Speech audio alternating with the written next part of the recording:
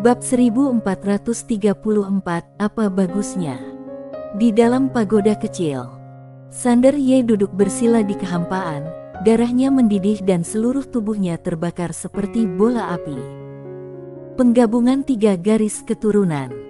Harus diakui bahwa ini sulit, karena garis keturunan iblis gila dan garis keturunan fana selalu tidak cocok. Tidak mudah bagi keduanya untuk hidup berdampingan dengan damai di tubuhnya selama bertahun-tahun. Mengenai fusi, mereka bahkan tidak akan memberi Sander Ye muka. Sander Ye tidak menyerah, dia terus berkomunikasi dengan 2 garis keturunan, menggunakan emosi dan akal sehat untuk membujuk mereka, menggabungkan akal sehat dengan tipu daya dan juga mempermainkan korban. 2 garis keturunan itu tidak tahan dengan omelannya setiap hari, jadi mereka akhirnya berkompromi.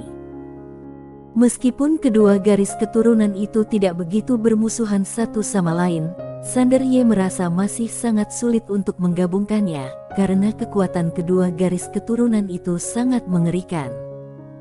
Selama penggabungan, bahkan tubuh jiwa pedang tatanannya tidak dapat menahannya. Sekarang masalah baru muncul, tubuh fisik tidak mampu menanggungnya. Sander Ye sakit kepala, tetapi tentu saja dia lebih bersemangat. Tahukah kamu betapa mengerikan kekuatan tatanannya sekarang? Tubuhnya dipadatkan oleh kekuatan tatanan, tetapi meski begitu, ia tidak dapat menahan penggabungan 2 kekuatan garis keturunan. Bisa dibayangkan kalau badannya kuat sekali, kalau 2 garis keturunan itu digabung, betapa ngerinya. Tingkatkan tubuh. Agar tubuhnya dapat menahan penggabungan 2 garis keturunan, ia memutuskan untuk meningkatkan tubuhnya. Tetapi, ia tidak meningkatkan tubuhnya dengan cara sistemonal. Sebaliknya, ia ingin menggabungkan kekuatan pedang tak tertandingi dengan jiwa pedang tatanan dan kemudian memperkuat tubuhnya. Lakukan apa yang dipikirkan. Sekarang, pemikiran tentang fasa fan memberinya motivasi. Kita harus meningkatkan kekuatan kita berkali-kali. Di luar, setengah bulan kemudian. Di luar pagoda kecil. Pada hari ini, Gujina Sui dan Sander Ye tiba di kota Suan Guansuan. Kota ini dibangun dengan bantuan Gujina Sui. Meskipun tidak sebesar kota Tiandu, kota ini tidak kecil dan dapat menampung ratusan juta jiwa. Dan dia membantu membangun 120 kota seperti itu.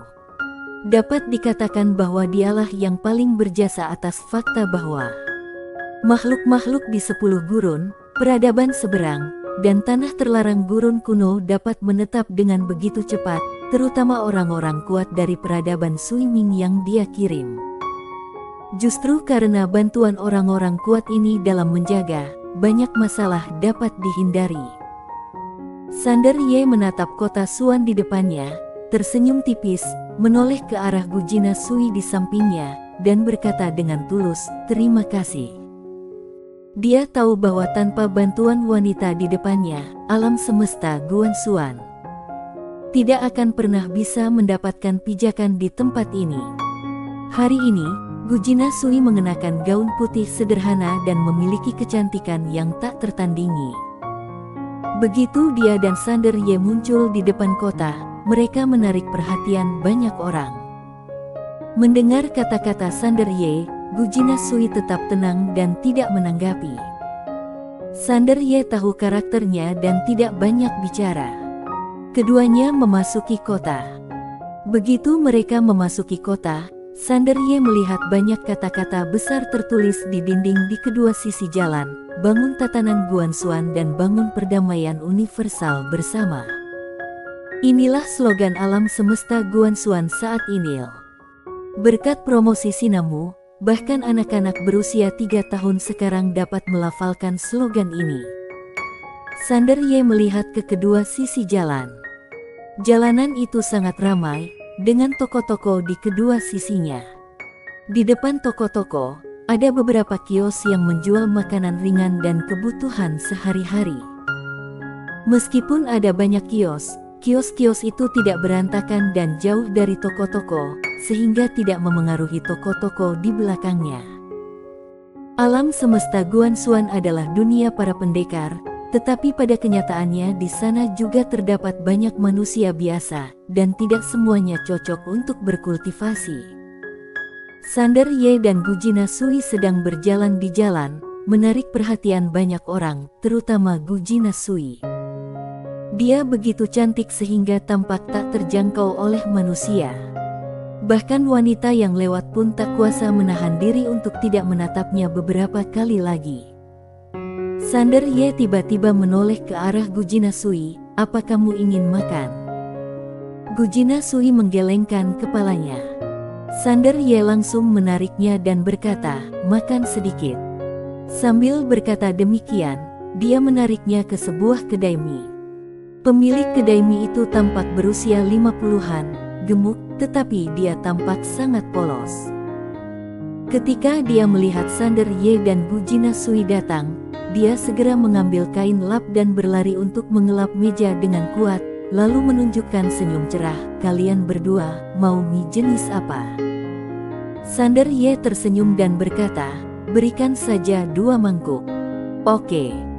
Sang bos dengan santai melemparkan kain di tangannya ke bahunya, berbalik dan berlari ke arah panci besar berisi mie. "Ibu, cucilah beberapa lembar daun, cuci bersih, cepat." Suara seorang wanita terdengar dari dalam rumah. "Baik." Sander Ye menatap Gujina Sui, tersenyum, tetapi tidak mengatakan apapun.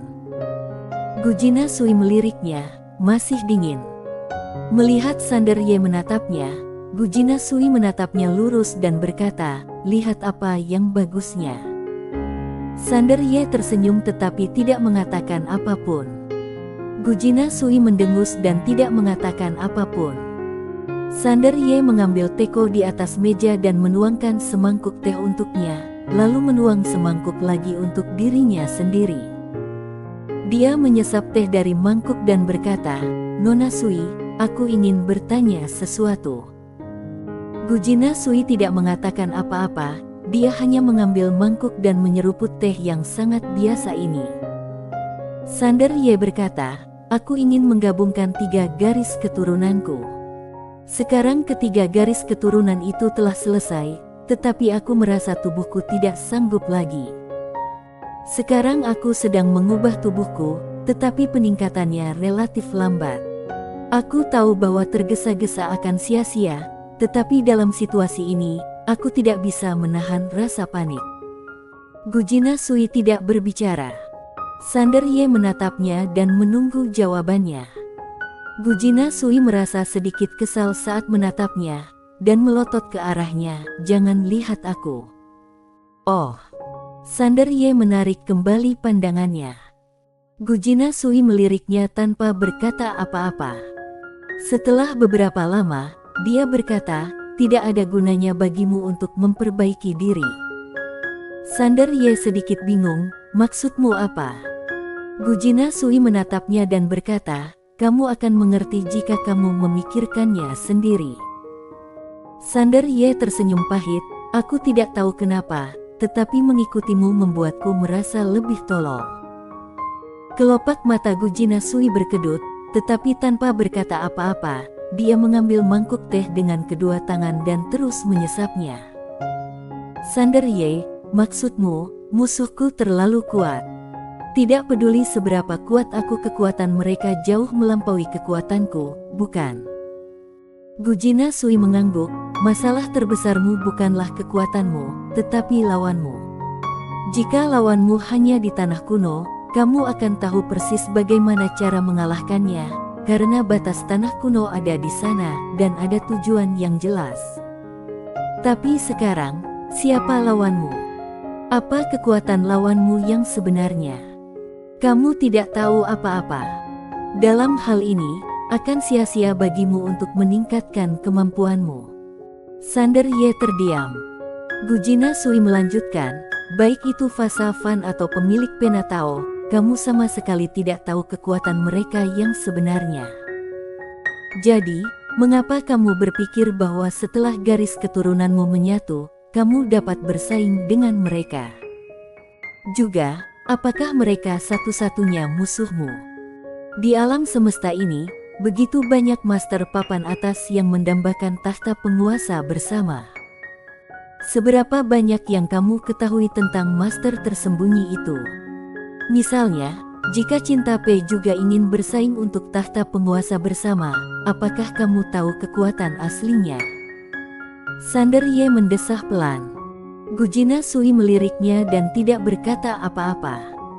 Pada saat ini, bos datang dengan 2 mangkuk mie panas. Dia dengan hati-hati meletakkan kedua mangkuk di atas meja dan berkata sambil tersenyum, "Kalian silakan nikmati makanan kalian." Sander Ye tiba-tiba pindah dari seberangnya ke bangku di sebelahnya. Dia memegang semangkuk mie dan dengan hati-hati meletakkannya di depan Gujina Sui. "None Sui, kalau begitu katakan padaku, apa ada jalan keluarnya?" Gujina Sui berkata dengan dingin, "Aku tidak tahu."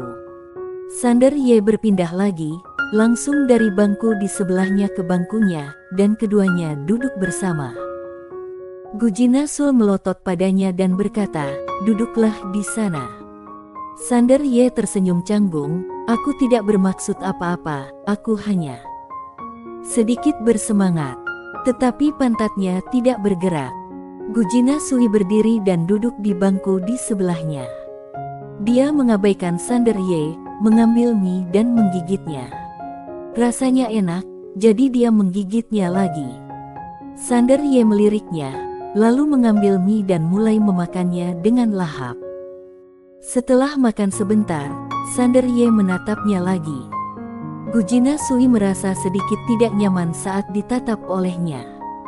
Dia ingin marah, tetapi kemudian dia berpikir bahwa pria ini agak keras kepala dan marah tidak akan ada gunanya. Jadi, dia memutuskan untuk berunding dengannya dan menarik emosinya. "Jangan terus menatapku seperti itu. Ada banyak orang di sini. Kamu harus menghormati aku." Sander Ye berkata dengan tergesa-gesa, "Kitab suci mengatakan bahwa ketika kamu berbicara dengan seseorang, kamu harus memandangnya. Ini adalah bentuk penghormatan kepada mereka." King Xuan. Gujina Sui berkata, "Kalau begitu, bisakah kamu tidak terlihat begitu kasar?" Sander Ye terkejut dan berpikir, "King Xuan, apakah aku terlihat kasar?" King Xuan berkata, "Tidak hanya matamu yang sedikit vulgar, tetapi senyummu bahkan lebih kasar." Sander Ye. Gujina Sui berkata, "Kamu hanya punya 2 pilihan untuk menyelesaikan masalah yang kamu hadapi sekarang. Pertama, cari tahu kekuatan lawan kamu yang sebenarnya. Hanya dengan mencari tahu kekuatan mereka yang sebenarnya, kamu dapat mengetahui seberapa besar kesenjangan antara kamu dan mereka sekarang. Kedua, bicarakan dengan bibi dan ayah kamu.